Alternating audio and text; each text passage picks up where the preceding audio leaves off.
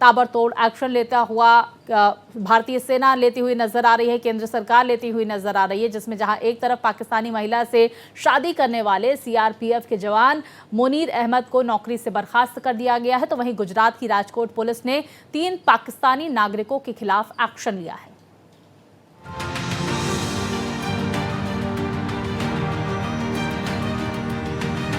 पहलगाम हमले के बाद जहां एक तरफ भारत के कड़े एक्शन से पाकिस्तान की हालत पतली हो गई है, तो वहीं दूसरी तरफ देश से गद्दारी करने वालों के खिलाफ कड़ा एक्शन लिया जा रहा है। चाहे वो आम नागरिक हो या सुरक्षा बल के जवान, देश के साथ गद्दारी करने की सजा दी जा रही है। मुनीर अहमद नाम के सीआरपीएफ के जवान ने कुछ ऐसा ही किया, जिसके बाद देश की सुरक्षा से खिलवाड़ करने वाले सीआरपीएफ के जवान मुनीर अहमद को नौकरी से निकाल दिया गया।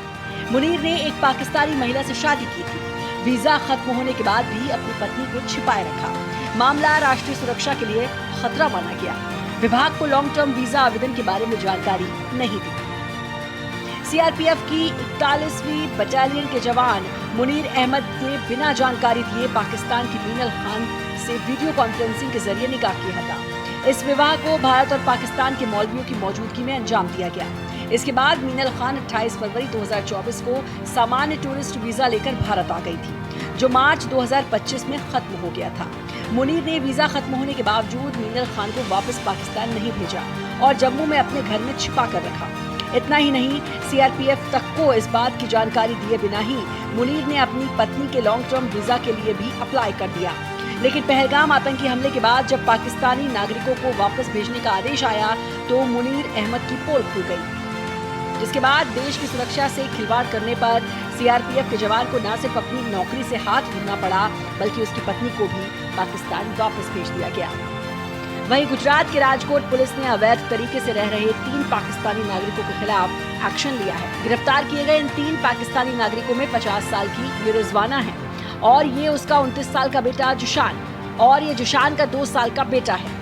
दरअसल साल 1992 में राजकोट के रहने वाले मुनाफ टाटारिया वर्क परमिट पर पाकिस्तान गया था, जहां उसने कराची में पाकिस्तान की रहने वाली रिजवाना से शादी कर ली। पाकिस्तान में ही रिजवाना और मुनाफ के बेटे जुशान का जन्म हुआ। इसके बाद 1994 में मुनाफ वापस राजकोट लौट आया।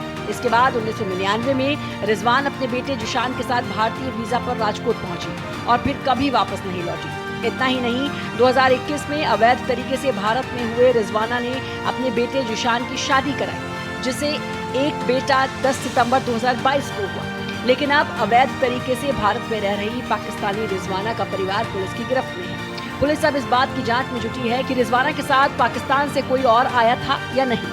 साथ ही पुलिस इस बात की भी जांच कर रही है कि रिजवाना ने किसी साजिश के तहत भारतीय नागरिक मुनाफ से शादी की थी और भारत के राजकोट में अवैध तरीके से रह रही थी। भारत एक्सप्रेस के लिए गुजरात के राजकोट से अरविंद के साथ ब्यूरो रिपोर्ट।